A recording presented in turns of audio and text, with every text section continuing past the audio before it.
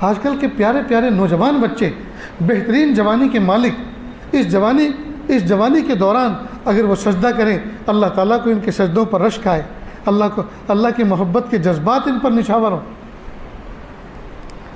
یہ اللہ کی تسبیح بیان کریں، اللہ فرشتوں پر رشک کریں کہ دیکھو جن کی پیدائش پر تم نے اعتراض کیا تھا، دیکھو بھری جوانی کے جذبات ان کے اندر موجود، لیکن میری تسبیح میں لگے ہوئے ہیں، میری تلاوت میں لگے ہوئے ہیں، میرے ذکر میں لگے ہوئے ہیں، میری یاد میں لگے ہوئے ہیں، اور میری نافرمانی کی چیزوں سے جو اپنے آپ کو بچانے میں لگے ہوئے ہیں۔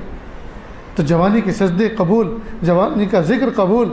جوانی کی اللہ کی محبت قبول۔ لیکن عجیب بات یہ ہے کہ دین کی باتیں نہ سیکھنے کی وجہ سے،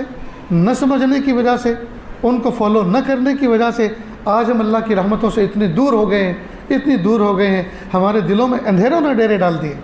ہمارے دلوں میں بے سکونی نے ڈیرے ڈال دیے، ہماری روزی میں بے برکتی نے ڈیرے ڈال دیے،